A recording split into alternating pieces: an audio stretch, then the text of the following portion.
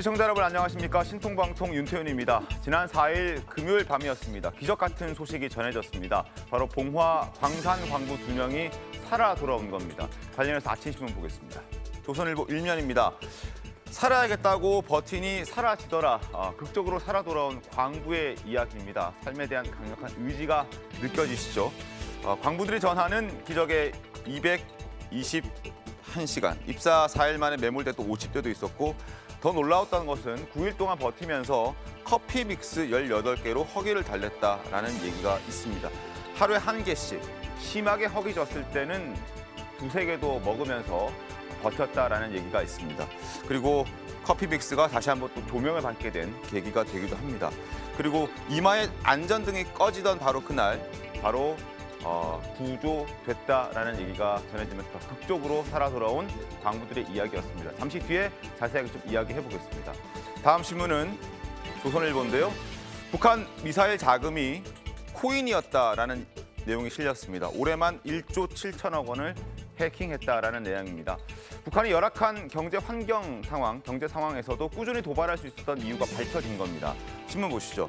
세계 각지의 거래소 암호화폐를 탈취했습니다. 그리고 미국이 판단했을 때 올해 해킹 60%가 북한의 소행이라고 판단하고 있습니다. 2016년부터 북한은 대북 제재가 본격화됐고 세계 각지의 거래소에서 암호화폐를 탈취하기 시작했는데 지금 올해만, 최소한 올해만 확인된 것만 1조 7천억 원입니다. 1조 7천억 원에 달합니다. 한미는 북한의 암호화폐 해킹을 차단하기 위해서 독자 제재 방안도 마련해서 곧 발표할 예정이라고 합니다. 다음 신문 보겠습니다. 서울신문입니다. 영등포역에서 무궁화호가 탈선했습니다. 승객 35명이 부상됐는데요. 어제 저녁 8시 55분쯤이었습니다. 서울 영등포역 인근에서 무궁화호가 탈선을 한 겁니다. 275명이 타고 있었고 익산으로 가려던 열차였는데 선로를 이탈했습니다. 당연히 KTX, 지하철 1호선 등의 운행에 차질이 발생했고 여러 가지 사고 원인은 파악하고 있습니다.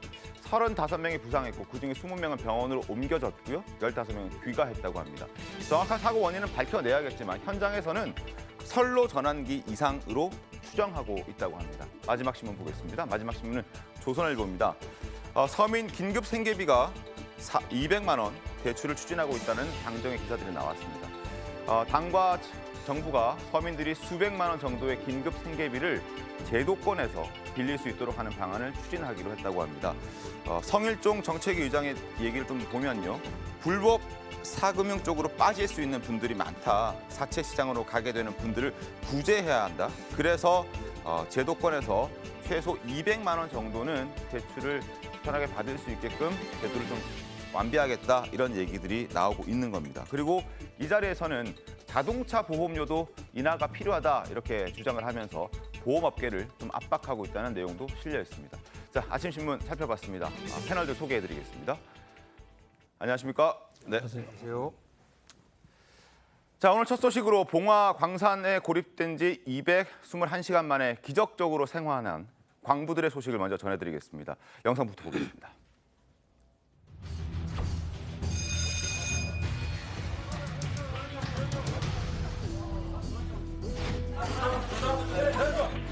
아버지 뵙자마자 뭐라고 하셨어요?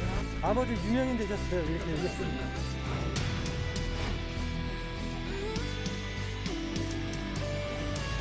자, 이렇게 살았어요.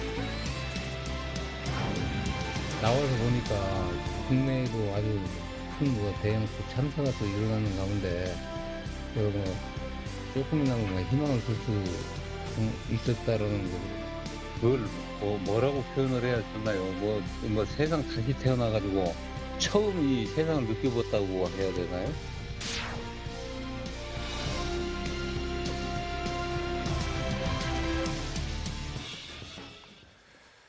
자, 두 사람의 생환이 이유 없는 기적은 아니었습니다. 바로 고립 당시 광부들이 따랐던 그 생존 매뉴얼과 1,000명이 넘는 인원이 투입된 구조 작업, 그리고 극적으로 살아 돌아오겠다는 그 생환의 의지가 조합되면서 이뤄낸 기적이었습니다. 신문 보겠습니다. 생존 3대 원칙이 지켜졌다. 일단 체온 유지가 중요하고요. 그리고 물과 영양소 확보가 반드시 필요합니다. 그리고 세 번째로 살아 돌아오겠다라는 그 삶에 대한 강력한 의지가 필요한데 이런 것들이 잘 지켜졌다. 라고 얘기를 하고 있습니다. 광부들의 생존 비결은 매뉴얼대로 행동하는 것이었다. 일단 지하수, 공기가 있는 공간을 찾아서 대피를 했고요. 비닐 텐트를 치고 어깨를 맞대면서 의지를 했다고 합니다. 지금 보시는 바로 이 모습입니다. 과연 그 190m 아래 어두컴컴한 곳에서 어떻게 9일을 버텼을까 많은 분들이 궁금해할 텐데 보시죠. 내부 공간은 한 30평 정도 됐다고 하는데 실내 온도가 14도에 불과했다고 합니다. 혹시라도 옷에 물기라도 닿으면 체온이 더 떨어질 수 있기 때문에 그런 부분에 유념을 했다고 하고 그리고 공간에 있었던 또 두 사람이 어깨를 맞닿으면서 체온을 유지하는데 도움을 서로 주고받았다고 합니다. 그리고 다행스러웠던 것은 그나마 그곳이 석탄 광산이 아니었기 때문에 아연 광산이어서 모닥불을 피울 수 있었다고 합니다. 그리고 공기가 흐르는 통로 쪽에 대피를 했기 때문에 또 모닥불이 유지가 될 수 있었고 질식하지 않았다라는 얘기가 나오고 있습니다. 그리고 또 하나 여기서 주목해야 될 것은 바로 영양소 공급을 커피 믹스로 했다는 겁니다. 커피 믹스가 한 50칼로리 정도 되는데요. 그거를 하루에 하나 혹은 많게는 두세 개씩 나눠 먹으면서 18개를 섭취하면서 9일을 버텼다라는 내용입니다. 최수영 교수님, 예. 커피 믹스 이렇게 재조명이 되는 것도 좀 그렇습니다. 그렇습니다. 이번 그 정말 기적적이고 감동적인 생존 스토리에서 네. 커피 믹스가 갖는 그 의미가 부각되는데 저는 지금 그 커피 믹스가 결국엔 세 가지 중에 체온 유지, 물 영양소 확보, 그다음에 생존 의지가 세 가지를 꼽는데 물 영양소 확보에 가장 역할하지 않았습니까? 네. 회사에서 아마 18포 정도를 이제 가지고 들어가서 좀 일하면서 먹으라고 한 것이 이게 이제 정말 그 생존선이 돼버렸는데요. 사실 이게 더 재미있는 것은 이 커피 믹스가 미국에서 개발됐지만 사실은 우리가 1980년대 이렇게 막대형 스틱으로 재탄생된 것은 우리 국내 기업이 단독으로 개발을 한 겁니다. 그렇습니다. 예, 그래서 이제 이게 그 정말 세계적으로 조명받게 됐는데 저는 이 커피 믹스가 세 가지 원칙을 지켰기 때문에 가능할 거라고 봐요. 첫 번째가 뭐냐면 이렇게 포만감 없이도 열량이 많아야 되고 네네. 두 번째가 휴대가 용이해야 되잖아요. 그다음에 부피가 작아야 되는데 거기에도 부합되고 네. 세 번째는 장기 보관 가능하잖아요. 그렇죠. 이 세 가지가 결합되면서 아주 이번에 그 스토리의 극적인 주인공이 된 것 같습니다. 알겠습니다. 때문에 오늘 조선일보에도 커피 믹스에 대한 재미난 기사가 실려 있었습니다. 소개를 좀 해드리겠습니다. 자, 조선일보 신문을 하나 더 보겠습니다.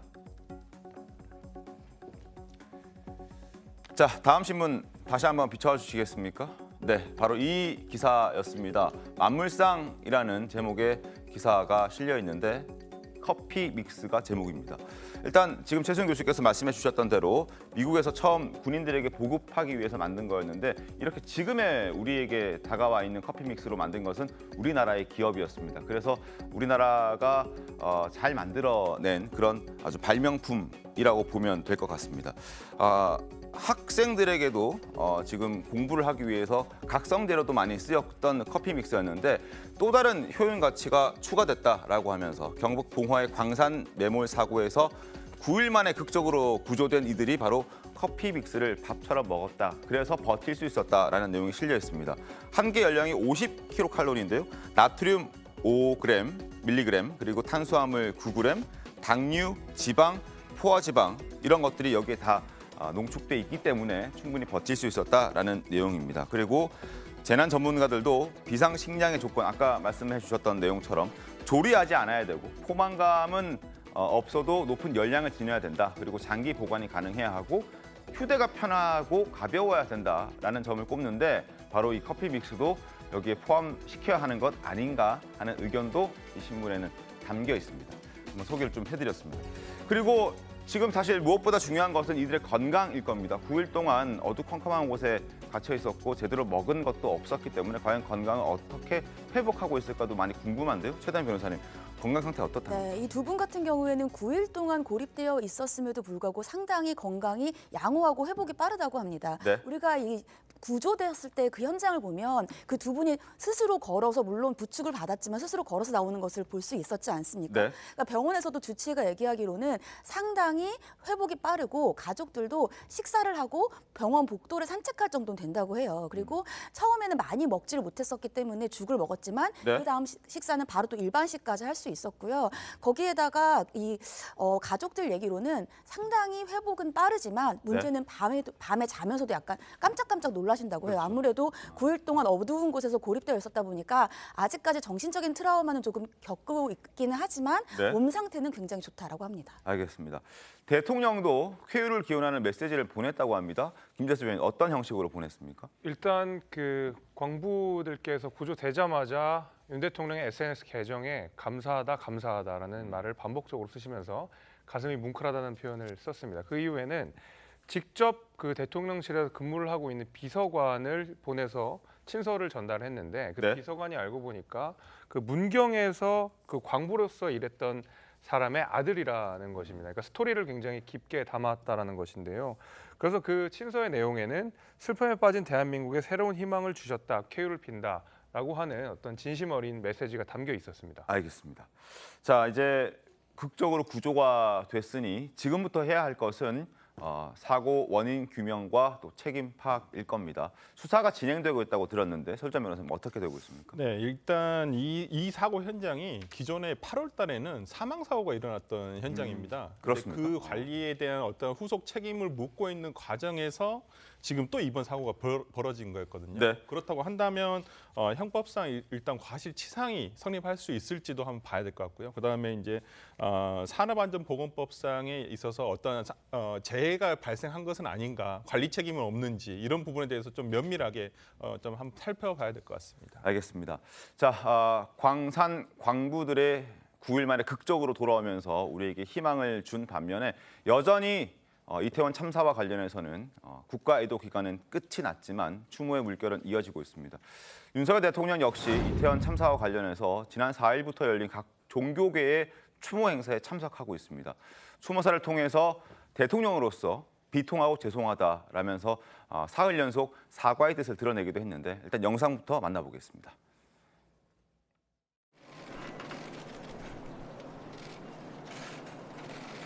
그 어떠한 말로도 이 슬픔을 대신할 길이 없는 것 같습니다. 국민의 생명과 안전을 책임져야 하는 대통령으로서 너무나 비통하고 죄송한 마음입니다. 비통에 잠긴 대통령님을 비롯한 정부 관계자들이 마음이 무겁습니다. 참으로 가슴이 아픕니다. 꽃다운 청년들을 지켜주지 못한 미안한 마음은 영원히 저를 떠나지 않을 것입니다. 무한한 책임감으로 이러한 비극이 발생하지 않도록 할 것입니다.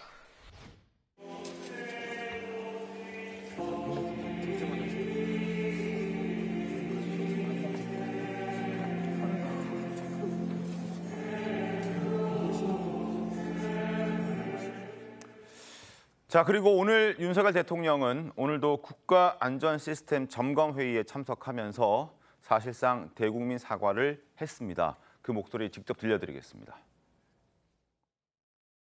아들, 딸을 잃은 부모의 심경에 감히 비할 바는 아니지만 국민의 생명과 안전을 지켜야 하는 대통령으로서 비통하고 마음이 무겁습니다. 말로 다 할 수 없는 비극을 마주한 유가족과 아픔과 슬픔을 함께하고 있는 국민들께 미안하고 죄송한 마음입니다. 다시 한번 희생자의 명복을 빌며 유가족께도 깊은 위로의 말씀을 올립니다. 최승 교수님, 네. 일단 민주당이나 야권에서는 대국민 사과가 필요하다라는 요구의 목소리가 꽤나 있었는데 오늘 사과를 한 걸로 일단락이 될 것 같습니까? 어떻습니까? 그렇지 않을 것 같습니다. 왜냐하면 지금 이 사과라는 것은 국민들이 지금 그 아픔을 받고 있는 이것이 계속 치유될 때까지 사과가 이루어지는 것인데, 근데 대통령께서 지난 주말에 행보를 놓고 보면은 종교법회에 계속 종교 단체 그 행사에 계속 참석하면서 불교, 기독교, 개신교 할 것 없이 계속적인 메시지를 냈거든요. 그리고 이제 국가애도기간은 매일매일 빈소를 찾아 그 조문을 하지 않았습니까? 네. 그래서 이제 저는 이제 오늘 국가 이렇게 안전 대책 회의 시스템 대책 회의를 주관하면서 여기에 모두 발언 형식을 빌려서 사과를 했지만 저는 이것이 이어지는 것이라고 계속 생각합니다. 그러니까 이것이 이제 여기서 완결성으로 끊어지는 사과의 종결점이 아니라 계속적으로 하는데, 다만 이제 지금 수사가 진행되고 있고 진상 조사가 진행되고 있잖아요. 여기에 따라서 정부가 나중에 저는 어떤 그 국무총리 단위급에서 이제까지 진행됐던 행정사항에 대한 최종적인 대국민 보고가 있은 다음에 그 다음에 대통령께서 체계적이고 종합적이고 최종적인 것을 발표하실지는 모르겠습니다만은 지금 이것을 가지고 이제 사과의 종결점이다라고 하기엔 조금 이른 것 같고요. 여하튼 대통령의 사과는 국민들이 마음이 치유되고 아픔이 위무될 때까지 어떤 형식으로든 저는 형식과 장소를 가리지 않고 계속적으로 진행될 것으로 저는 생각합니다. 알겠습니다. 자, 그리고 주말 동안 집회도 상당히 많았습니다. 추모 집회 시청 광장에서 열렸는데 현장 분위기 잠깐 보겠습니다.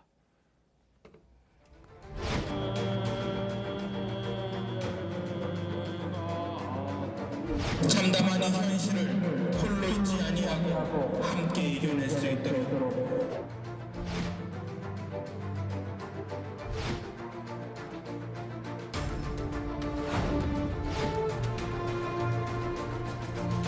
각자 하나씩 헌화를 하도록 하겠습니다.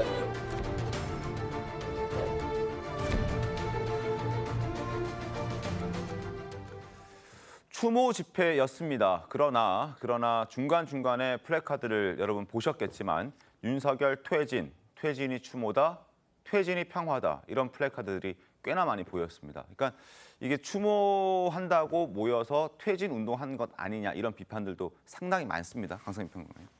예, 퇴진이 구호라는 구호는 다소 강경해 보이긴 하나 이 정부에 대해서 지지하지 않는 국민들이 보시기에는 경찰 지도부의 공직이 너무 해이했고 네. 주요 인사들의 발언이 너무 국민들의 정서와 맞지 않아서 화가 난 측면이 크다고 생각합니다. 그렇기 때문에 정부와 여당이 네. 대통령실이 이러한 그 퇴진 주장에 대해서 겸허하게 받아들이면 될 거라고 생각합니다.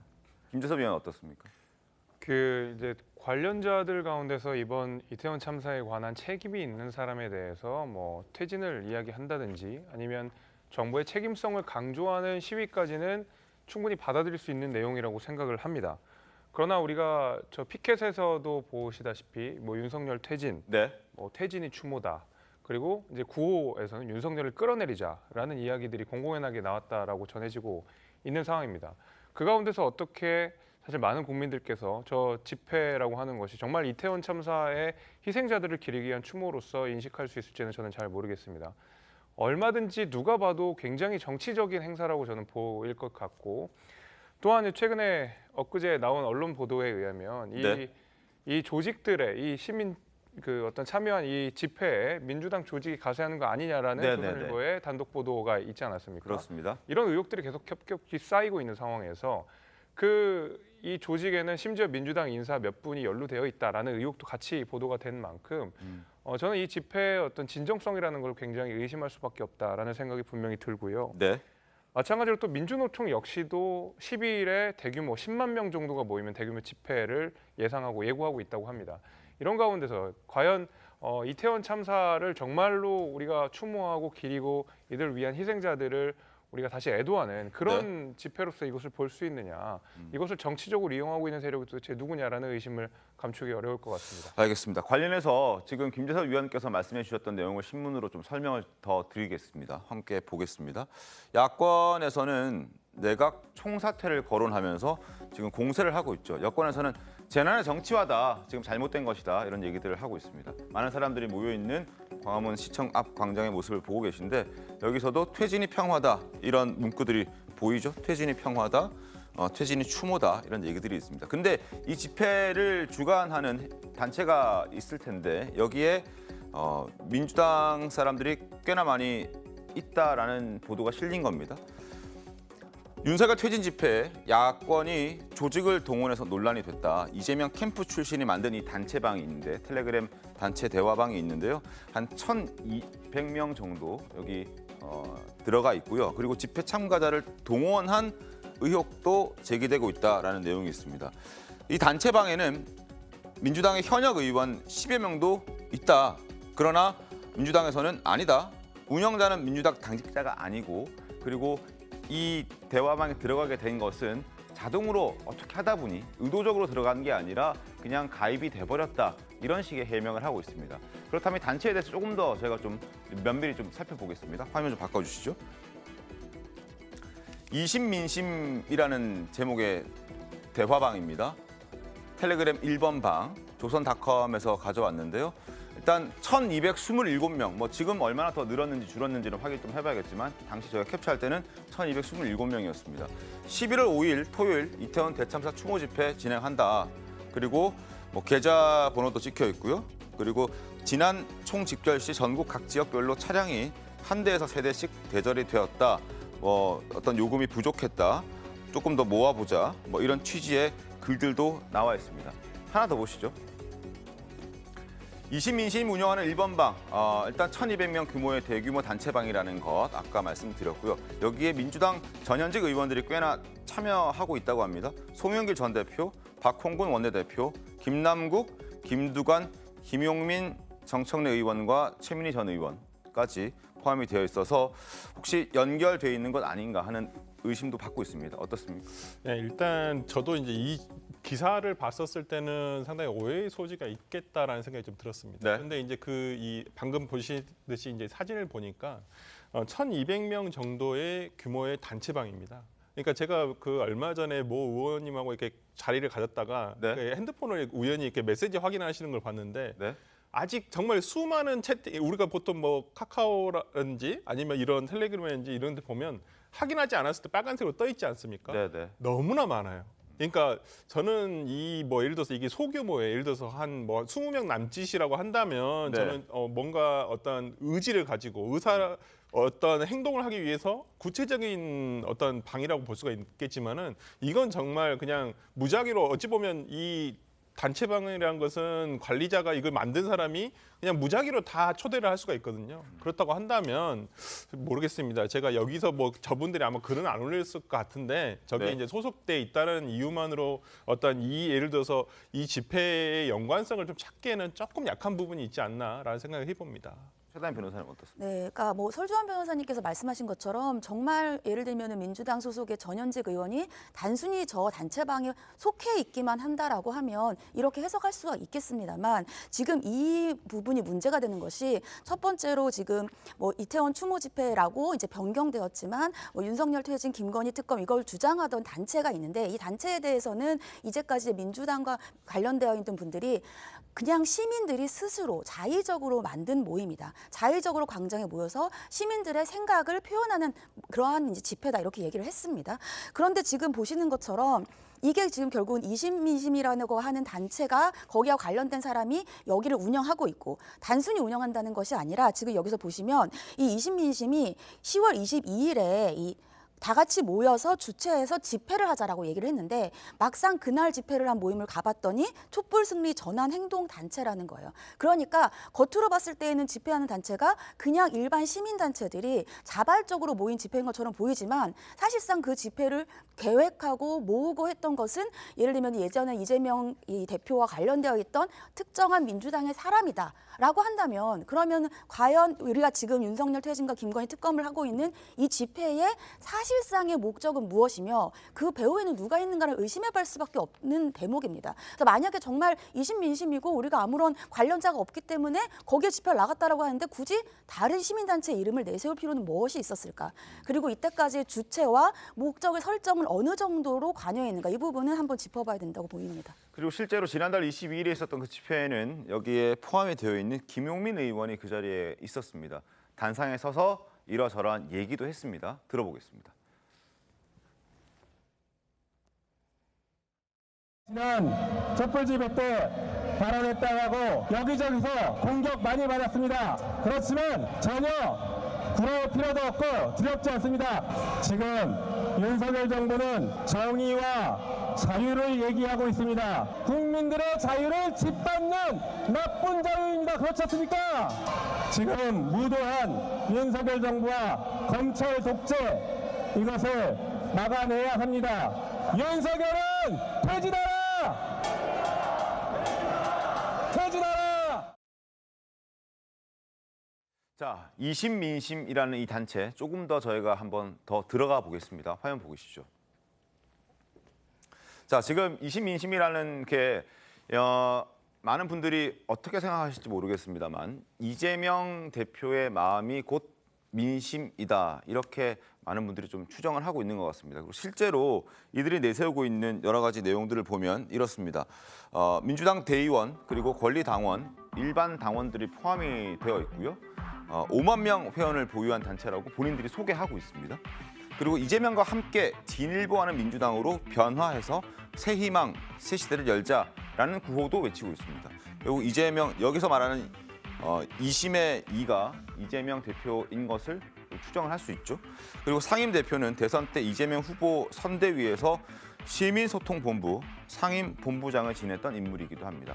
이렇다 보니까 여러 가지 좀 이재명 대표가 관여돼 있고 민주당 의원들도 여기 상당히 많은 역할을 하고 있는 것 아니냐는 의심을 지울 수가 없는 것 같습니다.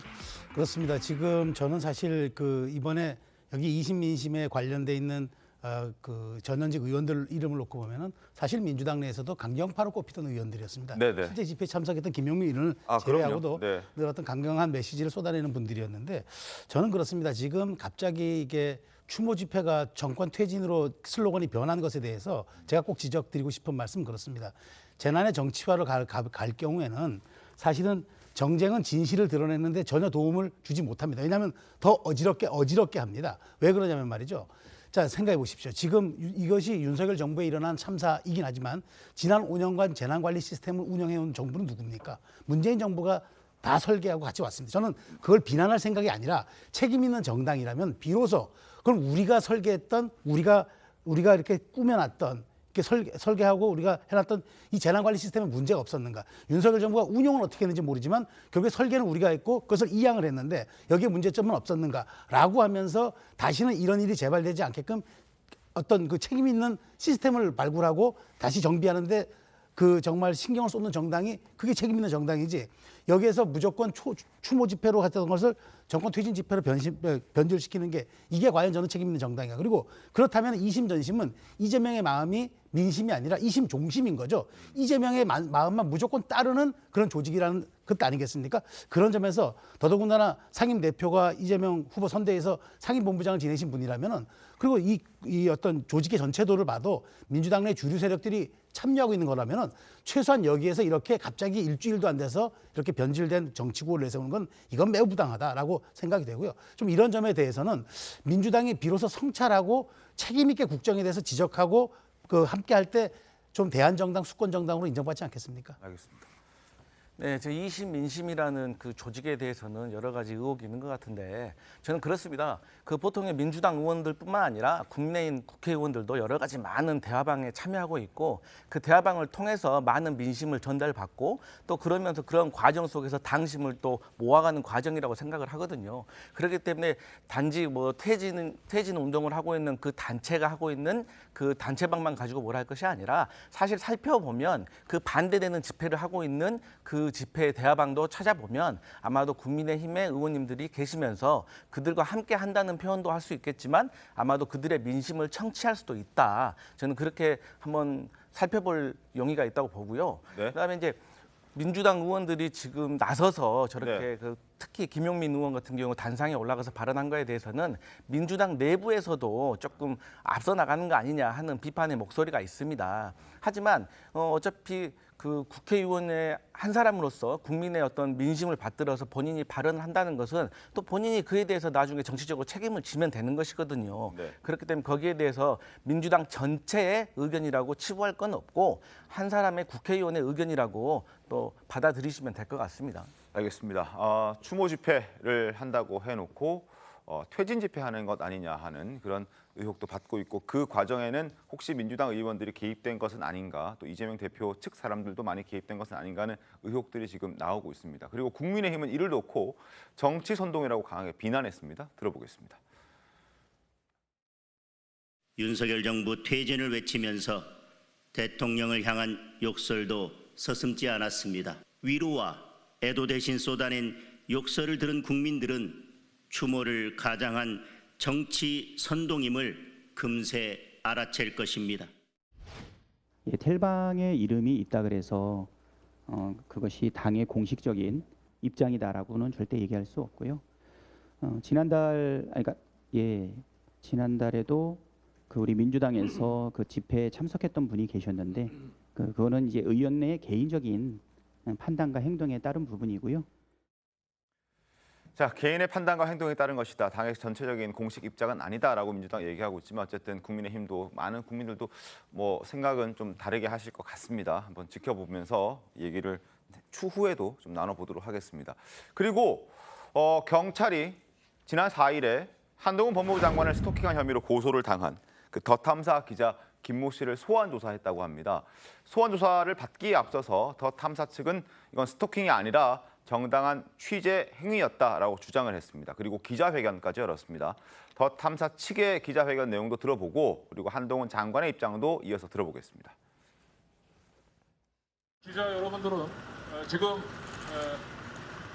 야만의 현장을 목격하고 계십니다. 법무부 장관의 상대로 한 정당한 취재 활동을 했던 기자가 스토킹 범죄자로 몰려서 이 경찰서에 와서 조사를 받아야 하는 이 상황이 그 자체가 야만의 현장입니다.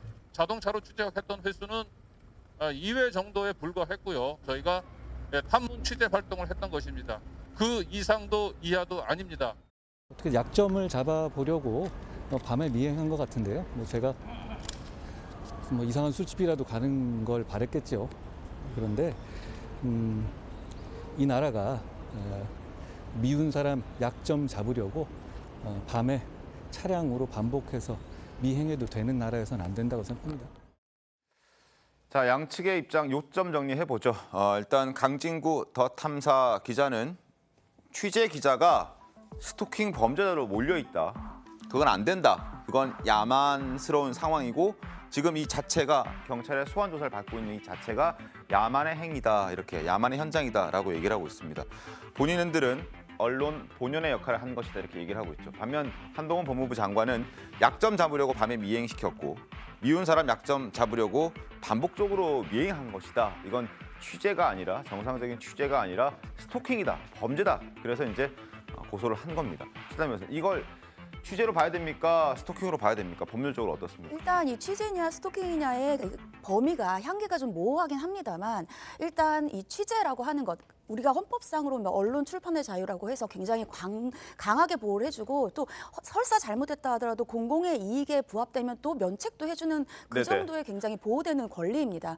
그럼에도 불구하고 지금 한동훈 법무부 장관이 약점이다라고 표현한 이유는 제가 봤을 때에는 정말 저게 취재라고 한다면 취재의 어떤 원래 룰을 좀 거쳐야겠죠. 예를 들면 특정 일에 어디에서 이 한동훈 장관이 목격되어 있다는 것에 대해서 어떤 제보를 받았다라고 강진구 기자가 얘기를 했는데 그렇다면 그 제보를 확인을 했어야죠. 예를 들면 한동훈 장관이 본인이니까 그 본인에게 제보를 확인을 한다든지 아니면 해당 장소에다가 확인을 한다든지. 근데 그러한 절차는 전혀 거치지 않고 지금 자동차를 따라서 자동차를 한 2회라고 기자는 얘기를 하고 있고 한동훈 장관은 한 달이라고 얘기를 하고 있지만 차량을 통해서 한동훈 장관을 따라다니고 지속적으로 그렇게 따라다니면서 한동훈 장관이 불안함을 느꼈다고 한다면 그것은 우리가 보호해주는 정상적인 절차의 취재는 넘어섰다 저는 이렇게 보이고요. 그렇기 때문에 한동훈 장관 입장에서는 약점을 잡으려고 미행을 한 것이다 이렇게 느낄 수밖에 없었다고 보입니다. 네, 저는 이 부분을 대해서 방금 말씀해주신 부분 중에서 언론의 자유와 어떤 좀 경계선상에 있다는 부분은 동의를 하고 있습니다. 이 자칫 잘못하면 이 스토킹 처벌법에 의해서 언론의 자유가 굉장히 위축될 여지는 있거든요. 근데 이제 스토킹 처벌법을 보면 우리 스토킹 행위라는 것이 어떻게 되냐면 상대방의 의사에 반해서 정당한 이유 없이 상대방에게 지속적, 반복적으로 따라다니거나 예를 들어서 접근하거나 이런 내용 여러 가지 요소가 있지만은 그런데 지금 과연 이것이 이제 지속적 반복적이었느냐 이런 부분도 봐야 될 것 같고요. 그다음에 이 법에서 처벌받고 있는 것은 스토킹으로 인해서 직접 피해를 입은 사람입니다. 그러면 직접 피해를 입은 사람이 한동훈 장관인가 이런 부분 다 살펴볼 필요는 있을 것 같아요. 근데 이제 더 탐사 보도라는 것 자체가 어떤 의혹이라든지 의심을 가지고 이것을 확인하는 작업을 거치는 게 있거든요. 그렇다고 한다면 지금 우리가 세간에 알려지고 있는 청담동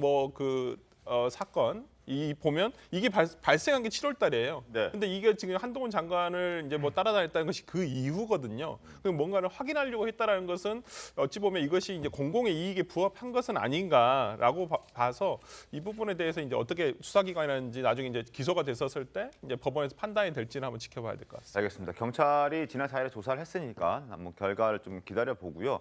그리고 사실 이 더 탐사가 이렇게 한동훈 장관을 취재하고 스토킹과 어떤 그 경계선에서까지 적극적으로 취재를 하려고 했던 건 바로 청담동 술자리 의혹에 대해서 보도를 하기 위해서였을 겁니다.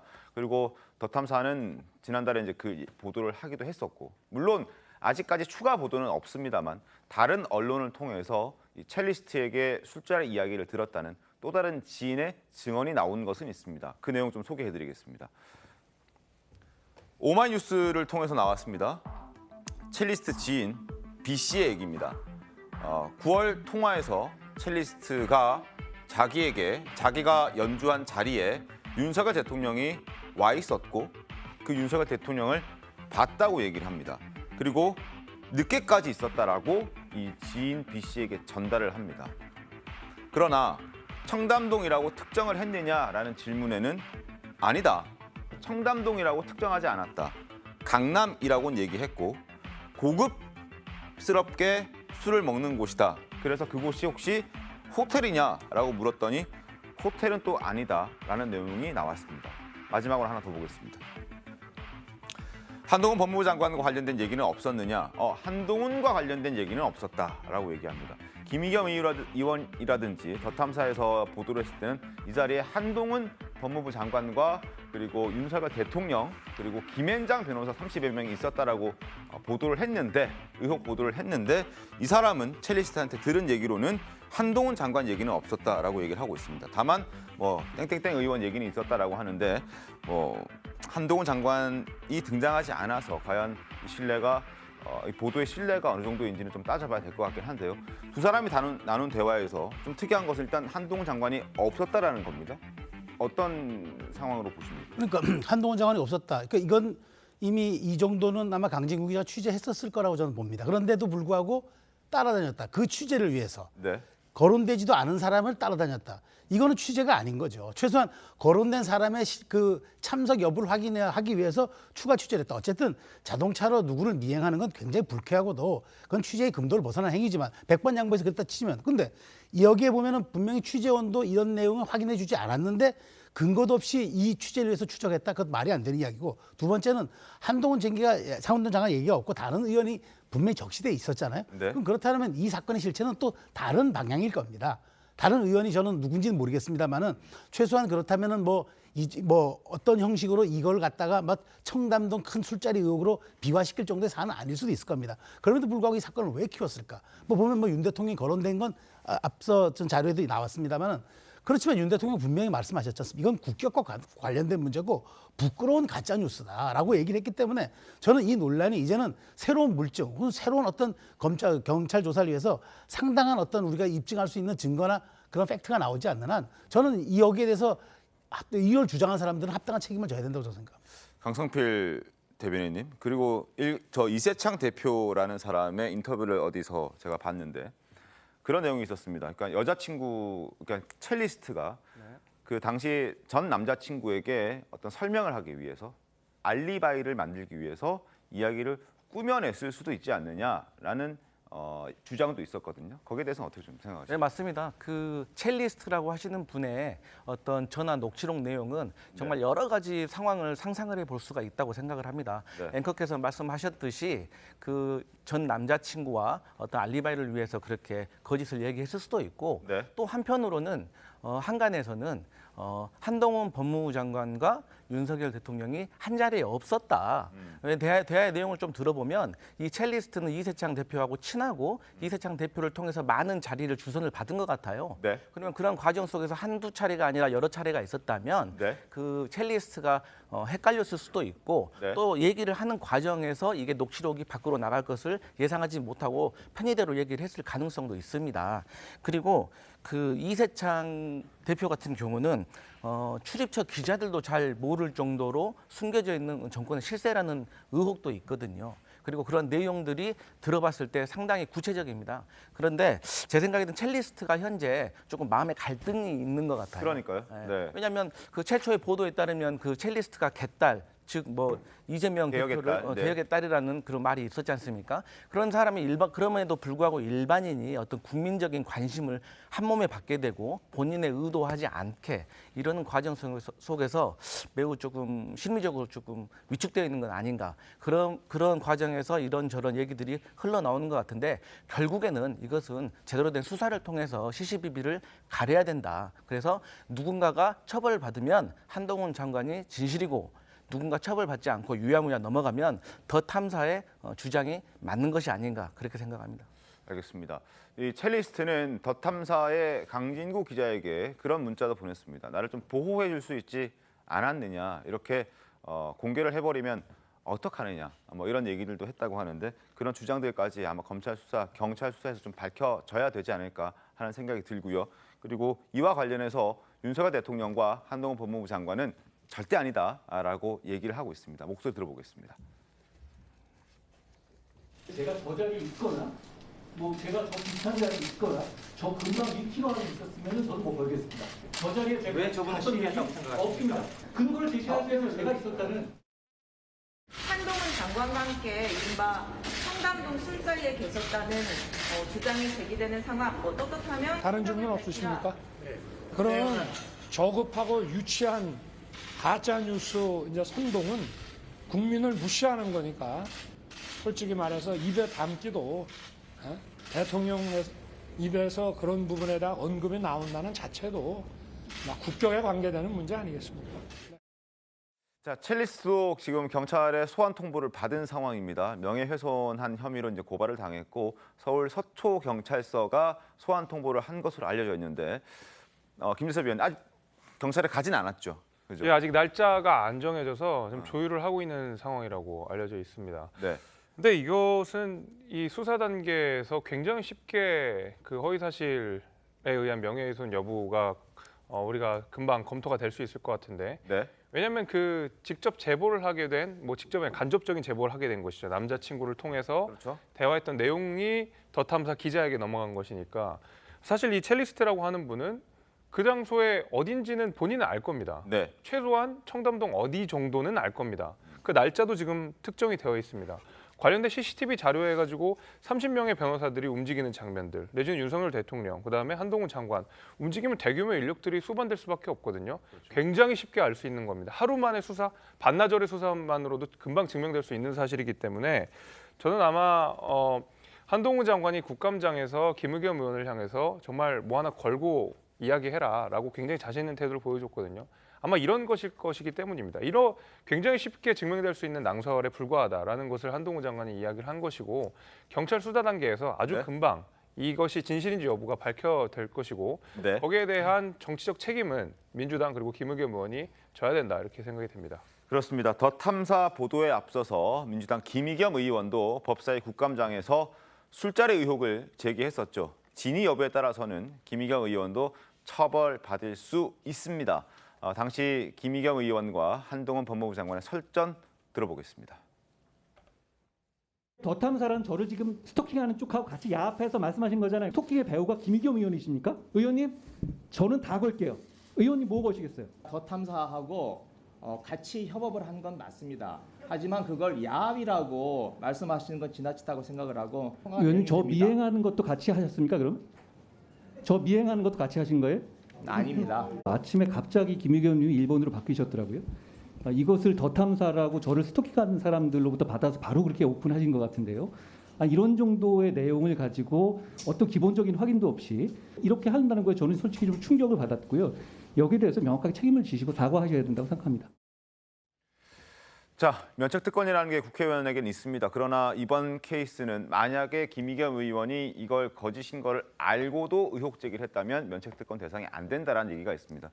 제 설명이 맞습니까? 네, 맞습니다. 그러니까 네. 원래 이 면책특권이라고 하는 것은 이 역사적으로 이 국회의원들 같은 경우에는 뭐 정부를 상대로 해서 어떠한 것들에 대해서 주장을 하거나 네. 그런 것이 있어야 되는데 그러니까 이 내에서 그 원 내에서 했다는 얘기들 같은 경우 사실 직무와 관련된 부분은 원 내뿐만 아니라 원 외에서도 책임을 묻지 않겠다라는 겁니다. 그런데 우리나라 대법원 판례에서는 이러한 그 국회의원의 발언임에도 불구하고 네. 허위 사실인 것을 분명히 알았음에도 이러한 발언을 하면 이것은 면책특권의 뒤에 숨어 품을 수 없다라고 판단이 되기 때문에 만약에 이러한 김우겸 의원이 허위 사실을 알았거나 혹시 알지 못했다 하더라도 조금만 이제 알아보려고 노력을 했는데도 알아보지조차 않고선 이렇게 얘기를 했다라고 한다면 그것은 고의와 유사하다고 볼 수 있기 때문에 면책 특권으로서 면책이 되기는 어려워 보입니다.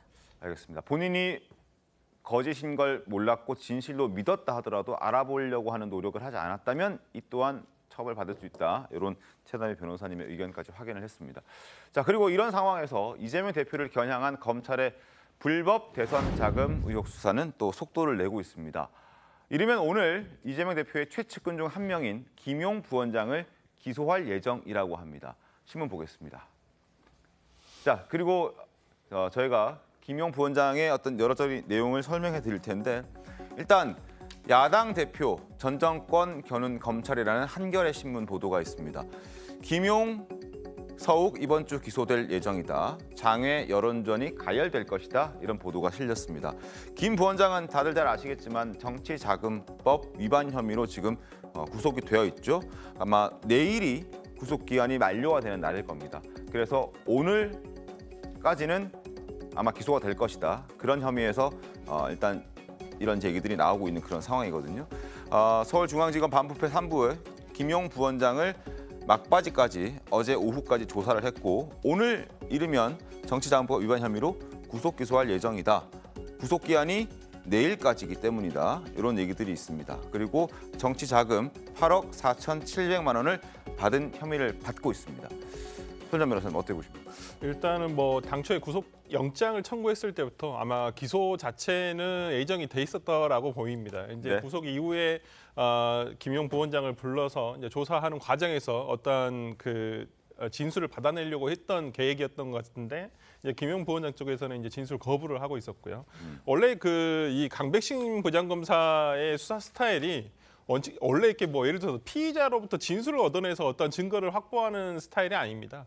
기본적으로 이 과거의 어떤 같은 수사를 보더라도 어떤 증거들을 다 수집한 다음에 어찌 보면 피의자를 불러서 진술을 할 때 확인을 받는 작업을 하는 것이거든요. 네.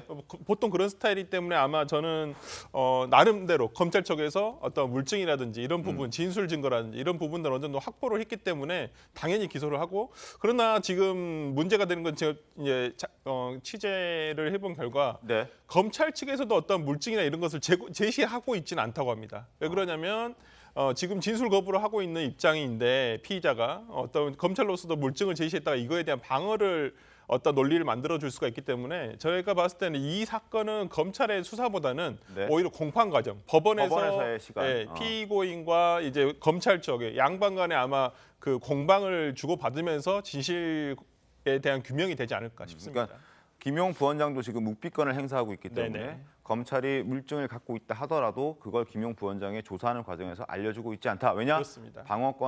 방어막을 만들 수 있는 그렇죠. 기회를 줄 수 있기 네네. 때문에.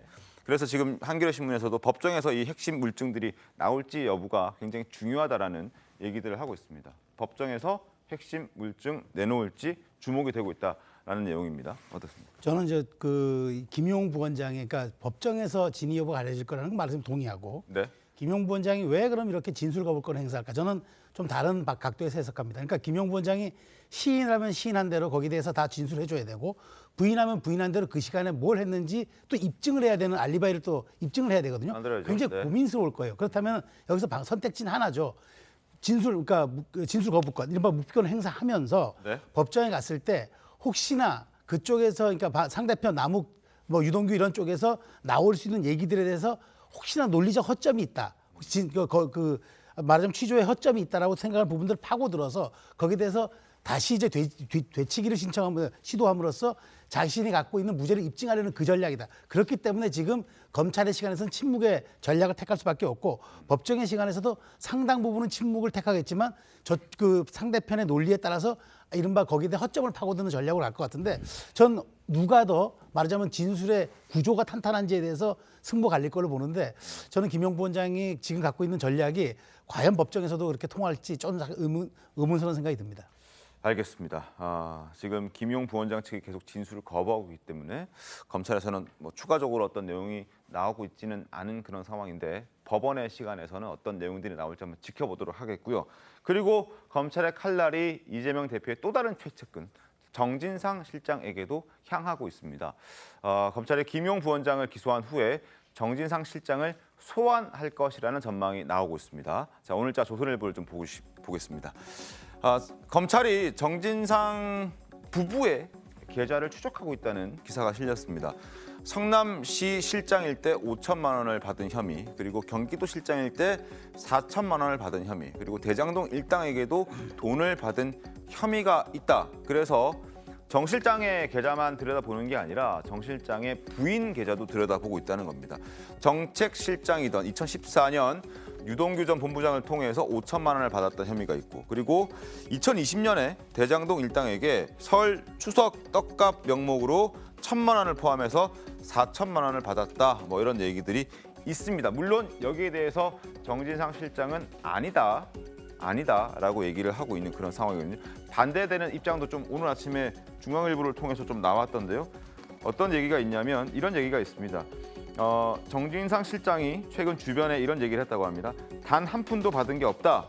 결백을 주장했다고 합니다. 특히 유 전 본부장에게 떡값을 받았다라는 얘기를 들었을 때 그 친구가 유동규 전 본부장이 나를 챙겨줄 정도의 위치는 아니다. 그러니까 난 그런 걸 받았을 리 없고 받지 않았다라는 주장을 하고 있습니다.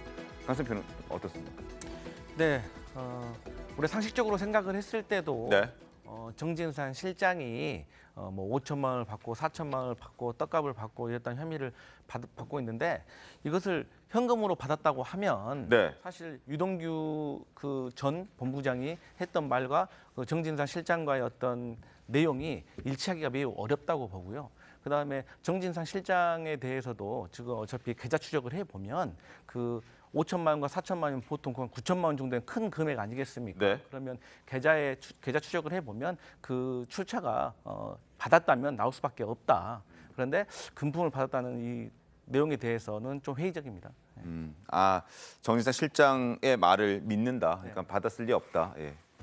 저는 좀 신뢰가 잘 안 가는 것이 뭐 이번 대장동 사건은 아닙니다만은 2013년에 위례 신도시가 우리가 개발이 될 무렵에 남욱과 유동규 이 그 대장동 일당이 당시에 그 김용 부원장과 정진상 실장으로 특정될 수 있는 공무원에게 술 접대를 했다라는 이야기 문자가 검찰에게 확보가 돼 있는 상황입니다. 그러니까 이미 뭐 이번 대장동뿐만이 아니라 2013년으로부터 거슬러 올라가서 남욱, 유동규, 그다음에 정진상, 김용 부원장 간의 유착 관계를 충분히 유추할 수 있는 내용들이 사실 지금 검찰이 확보하고 있다라는 것이고 그것이 또 언론 보도에 얼마 전에 나와 있는 상황이거든요.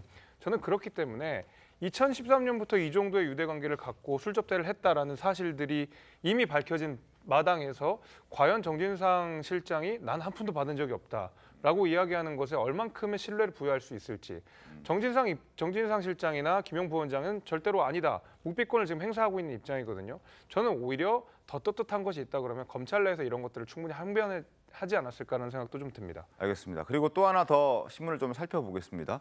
정진상 실장과 지금 검찰의 지난 주말에 조금 충돌이 있었습니다. 어떤 내용으로 충돌이 있었냐면 일단 외장 하드 디스크를 지금 검찰이 압수수색 통해서 챙겨간 것으로 알려져 있는데 정진상 실장 측에서는 그건 나의 외장 하드가 아니라 우리 아들 것이었고 비밀번호는 이미 다 알려줬고 포렌식은 다 거쳤다라고 주장을 했습니다. 그러나 검찰에서는 아니다 무슨 소리 하느냐 아들 것이라고 알려져 있는 그 노트북은 가져오지도 않았고 그리고 지금 본인의 외장 하드는 애플 전용 제품이어서 포렌식이 불가능한 상태.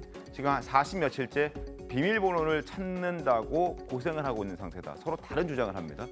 어떻게 보십니까, 최다희 변호사님? 네, 그 외장 하드라고 하는 것이 이제 누구 것인가 이 소유자가 왜 중요하냐면 이 압수수색을 할 때는 지금 이 정진상 전 실장과 관련되어서 이제 영장을 받았단 말이죠. 그러니까 네. 그 안에서 가족들의 물건 중에서 정진상 전 실장이 갖고 있는 물건이 아니면은 원래는 압수 목록에서 제외돼야 됩니다. 그렇죠. 근데 말씀하신 것처럼 검찰에서는 아들 거라고 주장한 것은 안 가져왔다. 그리고 외장 하드는 아들 거라고 주장하지 않았기 때문에 가져왔다라는 것이고, 근데 만약에 갖고 와서 현재 이제 포렌식을 했는데 지금 정진상 이재명 전 실장 측에서 주장하는 것처럼 이것은 아들 거고 우리는 다 알려줬다라고 얘기한다면 그러면 정말 이게 아들 거라면 그 외장하드에서 나온 증거는 쓸 수가 없어요. 네. 그러니까 아마 그 외장하드와 관련되어서 검찰과 정 실장 사이에 충돌이 있는 부분은 저 안에 어떠한 증거가 있는 걸로 추측은 됩니다. 그런데 만약에 지금 정 실장 측에서 주장하는 것처럼 저것이 아들 것이고 이 입회하의 포렌식을 이미 다 했는데 그 증거를 쓸 수 없다라고 한다면 어차피 공소 들어가서 법원에서 변호사가 그 증거를 부인을 하면 돼요. 그렇기 때문에 절차상의 문제가 있어서 그 안의 내용을 못 쓰게 되는 것도 있겠지만 그래서 둘 중에서 그 안의 내용을 보면 그게 아들 건지 정 실장 건지 알 수 있거든요. 그래서 둘 중에 누구의 소유인지에 대해서는 그 안의 내용을 보면서 변호사와 얘기를 나누면 더 될 것 같습니다. 네, 그러니까 검찰의 압수수색을 이제 실무적으로 저희가 들어가 보면 네. 기본적으로 공간에 대한 압수수색거든요. 예를 들어서 이 스튜디오에 대한 압수수색을 한다면 예를 들어서 이 스튜디오를 예를 들어서 쓰지 않는 사람이 그날 압수수색 날 왔다고 하더라도 그 사람에 대해서도 압수수색이 가능한 부분이 있어요. 그렇기 때문에 아마 검찰에서는 정진상 실장의 어떤 그 자택에 대해서 압수를 하면서 그 집 안에 있는 어떤 여러 가지 포렌식 할 만한 디지털 자료 같은 거에 대해서 아마 그 포괄적으로 압수수색 영장이 있었을 거예요. 근데 우려하는 것은 그렇습니다. 이게 이제 그 포렌식 할 때도 옆에서 입회를 하면서 자료에 동의를 해서 복사를 해 가는데 자칫 관련성을 엄청 광범위하게 이것을 압수수색 영장에 기재가 돼 있거든요. 그러면 이것이 또 가서 별건 수사의 자료가 될 염려도 있다라는 것입니다. 그렇기 때문에 아마 정진상 실장 저것이 외장하드가 뭐 아들 것인지 정진상 실장 것인지는 모르겠습니다만은 일단은 좀 그런 점에 우려를 해서 일단은 지금 좀 뭐 특정한 회사의 제품의 경우에 비밀번호에 대해서 제공하지 않고 있는 것은 아닌가라는 생각합니다. 알겠습니다. 일단 정진상 실장 출국 금지된 상태죠. 아마 검찰의 수사에 협조하는 제대로 하지 않는다면 협조를 하지 않는다면 또 어떤 그 강제력 신병 확보에도 좀 분위기가 바뀔 수도 있다는 생각도 듭니다. 한번 지켜보도록 하겠고 그리고 이 검찰의 칼날이 과연 어디까지 향할지도 많은 분들의 관심을 받고 있습니다. 이재명 대표와의 연관성이 밝혀질 것이냐 아니면 이재명 대표까지 못 갈 것이냐 이런 부분이 아마 분수령이 되지 않을까 싶은데 이와 관련해서 이재명 대표는 반박하고 있죠. 목소리 확인하겠습니다. 김만배 등 이분들이 저를 온갖 욕을 했습니다. 본인이 직접 육성으로 한 말도 있습니다. 공산당 같은 XX 뭐 등등 이렇게 저를 원망하고 욕했습니다. 이랬던 사람들이 이 사업이 다 끝난 다음에 이제 다 성남시로부터 무슨 도움받을 일도 없는데 그 원망하던 저를 위해서 돈을 줬다. 대선 자금을 줬다. 이게 말이 되는 얘기겠습니까? 자, 그러나 대장동 일당에 대한 재판이 지금 진행되고 있는데 재판을 거듭할수록 이재명 대표의 이름이 자주 언급이 된다고 합니다. 그리고 정영학 회계사를 통해서 이런 내용도 공개가 됐습니다. 화면 보시죠. 자, 2013년 9월 성남 도시개발공사 설립, 2014년 5월 그 아래 점점점 남욱 유동규 캠프, 그 다음에 리라는 영어가 적혀 있습니다. LEE. LEE가 누구냐라고 판사가 물어봤답니다. 그랬더니 LEE는 이재명 시장을 뜻한다라고 설명을 했다고 하는군요. LEE는 이재명 시장이다. 유 전 본부장이 김용, 정진상과 다 상의를 해서 베버리 힐즈가 안 되도록 성남 당시 시장님한테도 이야기를 했다. 이런 내용들이 지금 재판을 통해서 드러나고 있는 겁니다. 김재섭 위원님, 어떻게 좀 보셨습니까? 그러니까 이게 굉장히 지금 애초에 이제 김용 부원장이 이 지금 수사가 진행됐을 때 이재명 대표를 향한 수사가 턱 밑까지 왔다 이런 얘기를 많이 했거든요. 네. 그 당시 이제 유동규 본부장이 뭐 수사가 진행됐을 때 유동규는 내 측근 아니다. 이재명 대표가 직접 한 얘기 아니겠습니까? 네. 김용 정도가 돼야 내 측근이다라고 이야기를 정진상. 네. 김용 정진상 정도가 돼야 내 측근이다라고 이야기를 했고 실제로 지금 김용 부원장과 정진상 실장에 대한 이런 의혹들 수사들이 굉장히 많이 나오고 있는 상황에서 특히 이 메모 남욱 유동규 그다음에 캠프에서 리라고 올라가는 이 메모가 발견되고 여기에 관한 여러 가지 정황 증거라든지 아니면 이제 물증 증거들이 확보되고 있는 상황으로 보이기 때문에 이재명 대표에 대한 수사는 정말 말 그대로 턱 끝까지 갔다라고 이야기를 할 수가 있을 것 같고 네. 다른 일반 어떤 고위 공직자에 대한 뇌물 사건과 관련해서는 여러 가지 정황 증거, 이 정도의 정황 증거면 사실은 굉장히 기소나 구속 수사나 기소가 금방 이루어진다라는 이야기를 제 검찰 쪽에서 들은 바가 있습니다. 그래서 사실은 이재명 대표가 지금 야당 대표이기 때문에 오히려 정치적으로 검찰 입장에서는 수사가 굉장히 부담스러울 수 있거든요. 그렇기 때문에 오히려 돌다리도 두드려가면서 뭔가 신중하게 수사를 하고 있다라고 저는 오히려 이렇게 이해가 되고, 아마 이 정도의 언론 보도가 나온 상황이고 이 정도의 수사가 진척된 상황이라고 하면 정말 이재명 대표를 향한 수사가 바로 코앞까지 왔다, 이렇게 저는 좀 생각이 됩니다. 네, 지금 남욱, 유동규, 김용 뭐 이렇게 여러 가지 대장동 그 팀에서 특검이 아니라 대장 의혹에서 그 이재명 대표의 얘기가 많이 나오고 있다고 하는데 당연히 네. 이재명 대표 얘기가 나올 수밖에 없는 거 아니겠습니까? 왜? 결국에는 대선 자금으로 향하고 있기 때문입니다. 그런데 남욱, 유동규, 김용에게 전달을 했다, 정진상에게 전달을 했다 하는데 결론적인 스모킹건, 대선 자금으로 갈 수밖에 없었다는 명확한 증거가 없습니다. 특히 유동규 씨의 증언을 보면 출소 이후에 매우 강경한 발언들을 내뱉고 있습니다. 예를 들어서 뭐 클라우드 비번을 줬다. 그러니까 그 전에 처음 그 보도가 나왔을 때 그 클라우드에 어마어마한 사실이 있나 보다라고 기대를 했지만 막상 끝나고 나서는 검찰 수사에 필요해서 클라우드 비번을 제출했다 정도로 그쳤거든요. 그래서 지금까지 나온 내용들이 결국에는 이재명 대표가 명확하게 올가맬 수 있는 증언이나 증거가 부족하다. 그래서 앞으로 수사를 더 지켜봐야 한다. 이렇게 보고 알겠습니다. 뭐 지금까지 드러난 건 사실 없죠. 뭐 이렇게 그렇게 가지 않았을까라는 의혹 수준인 것도 사실입니다. 그러나 검찰이 어느 정도 수사를 했고 또 법정에서는 어떻게 이들에 대한 증거나 이런 것들을 공개할 수 있을지도 한번 지켜봐야 될 부분이고, 그래서 더더욱 이 대장동 일당 수사에 그리고 또 재판에 많은 사람들의 관심이 좀 쏠려 있는 것 같습니다. 자, 계속해서 좀 살펴보겠습니다. 그리고 지금부터는 이태원 참사를 둘러싼 여러 가지 의혹들, 또 질타들 이런 부분들을 좀 따져보죠.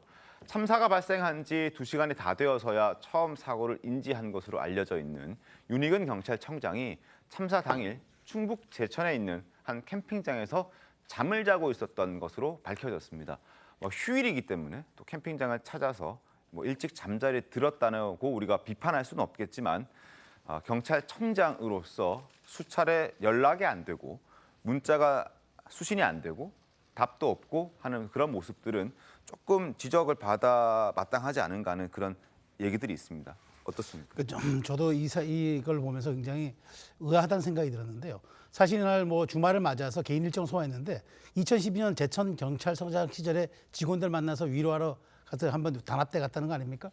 자, 그렇다면은 최소한 그것도 공적 업무의 한 연장선상이라 볼 수 있는데 이분은 지방경찰청장이 아닙니다. 대한민국 경찰 치안총수입니다.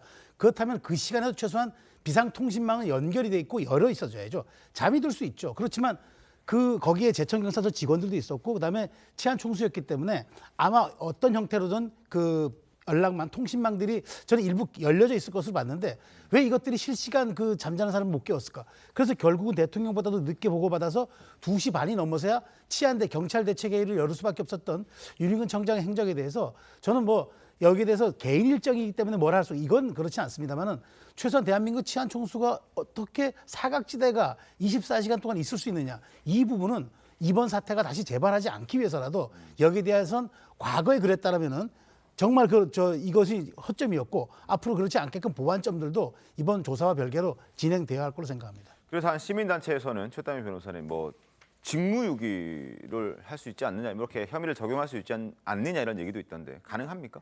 시민단체에서 직무유기로 고발한 내용의 그 의도는 이 경찰의 최종 책임자로서 그 책임을 제대로 하지 못했다라는 의도인 것으로 보이는데, 하지만 이 형법상의 직무유기 혐의가 인정되긴 좀 어렵습니다. 왜냐하면 직무유기라고 하는 것은 아무런 조치도 하지 않아야 하는데 윤익은 청장이 비록 늦게 왔지만 서울로 바로 출발해서 왔고 그리고 관련돼서 보고를 받았고 회의를 했기 때문에 직무유기로서 혐의가 인정되기는 좀 어려워 보입니다. 알겠습니다. 자, 그리고 사건 후로 경찰청장의 어떤 심경에도 좀 변화가 있는 것 같습니다. 프로필 배경 화면도 지금 주목을 받고 있는데 자주 바뀌고 있다고 합니다. 그리고 프로필 배경 화면의 메시지 중에는 낭떠러지에 매달렸을 때 나뭇가지를 잡기보다는 벼랑에서 손을 놓을 수 있어야 한다라는 취지의 글도 있다고 합니다. 그래서 혹시 심경에 변화가 생긴 건 아닌가 뭐 이런 추측들도 많이 나오고 있는데 하여튼 좀 지켜보도록 하겠습니다. 그리고 오늘 윤희근 경찰청장은 또 행안위 전체회의에 출석한다고 하니까 그 내용도 한번 함께 기다려보도록 하겠습니다. 그리고 또 하나 살펴봐야 될 것은 바로 사고 전후로 늑장 부실 대응 의혹을 받고 있는 용산경찰서에서 증거인멸까지 하려 했다는 정황이 발견됐습니다. 관련 내용 신문을 통해서 만나보겠습니다. 조선일보입니다. 용산경찰서 이태원 사고 대응 증거인멸 정황이 드러났다라는 겁니다. 처음에 이 이태원에서 할로윈 축제가 벌어졌다고 했을 때 정보과 직원이 인력이 더 필요하다는 취지의 보고서 내용을 작성했다고 합니다. 근데 정보과장이랑 정보 고위층에서 이 내용은 빼라라고 얘기를 했고 그 다음에 사건이 벌어진 이후에 그 원본을 없애라라는 지시까지 했다는 겁니다. 자기가 좀 부실 대응에 빌미를 준 것을 숨기기 위해서 증거를 인멸시켜라라는 내용을 지시를 했다라는 거죠. 그래서 또 비판을 받고 있는 목소리입니다. 설조 변호사님 어떻게 보셨습니까? 네, 얼마 전에 저희가 이거 비슷한 거 많이 다루지 않았습니까? 서해 피격 사건 관련해가지고도 구속되신 분들 다 이런 이유였습니다. 네. 폐기했다, 삭제했다. 근데 거기서는 또 원본도 아니었어요. 일단 원본은 있음에도 불구하고 나머지 어떤 보고 문건이나 이런 거 삭제함에도 불구하고 지금 구속되셨거든요. 그렇다고 한다면 용산경찰서에서 과연 정보과장이 이런 것을 한 것은 본인의 뜻인지 아니면 경찰서장의 뜻인지 이런 부분 정확하게 밝혀서 이건 수사를 통해서 밝혀져야 되고 엄벌에 쳐야 된다고 봅니다. 알겠습니다. 그리고 용산경찰서장 참 논란의 중심에 있는 인물이죠. 한 CCTV에 어떻게 당시에 행동을 했는지가 포착이 됐습니다. 삼각지역 부근에서 저녁 식사를 하고 보고를 받고 이태원으로 가야 하는데 관용차를 고집했고 그래서 늦어졌는데 그 늦어진 상황에서도 이 사람은 뒷짐지고 걷고 있었다. 시간을 허비한 것도 부족해서 이 긴박한 순간을 본인은 긴박하지 않게 대응을 하고 있었다라는 비판의 목소리가 끊이지 않고 있습니다. 어떻게 보셨습니까? 아마도 이번 이태원 참사에서 국민들을 가장 분노하게 한 장면이 저 용산경찰서장의 CCTV 뒷짐지고 가는 모습인 것 같습니다. 그 경찰 지휘부의 네. 심각한 공직기강 회의에 대해서 단면적으로 보여주는 모습이고요. 네. 이 이후의 모습, 그 태도들도 이해할 수가 없다는 비판들이 이어지고 있습니다. 용산 그 참사 그 현장에 도착해서도 네. 늦게 도착했고 허위 보고를 했다는 의혹이 있고 또 그러한 본인 자체가 현장에 늦게 도착했기 때문에 서울 경찰청장에게도 보고가 늦게 되었고 그러므로 인해서 1시간 이상이 허비가 되었고 네. 얼마나 많은 생명을 살릴 수 있는 시간이었겠습니까? 그래서 이런 것들은 명명백백하게 규명해서 처벌해야 된다고 생각합니다. 그렇습니다. 그리고 오늘 오후에 관련된 질의를 하기 위해서 국회 행정안전위원회 지금 전체 회의가 있습니다. 이 자리에 이상민 행안부 장관과 그리고 오세훈 서울시장 그리고 윤희근 경찰청장, 김강호 서울경찰청장 등등 해서 용산구청장까지 아마 많은 사람들이 이 자리에 가서 질의를 할 겁니다. 어떤 내용들이 나오는지 한번 지켜보고 관련 내용들은 저희가 내일 아침에 정리해서 잘 전달해 드리도록 하겠습니다. 잠시 뒤에 들어오겠습니다. 오늘 준비한 신통방통 여기까지입니다. 내일도 신통하게 돌아오겠습니다. 고맙습니다. I heard you got arrested in the street last night.